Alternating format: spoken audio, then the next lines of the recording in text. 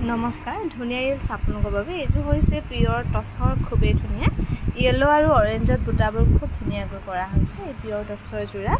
আৰু এখন হৈছে মেখেলাখন খুব ধুনিয়াকৈ কৰা হৈছে এইযোৰ কাপোৰ ৰেডি টু নোহোৱাকৈ ল'ব পাৰিব ৬৮০০ টকা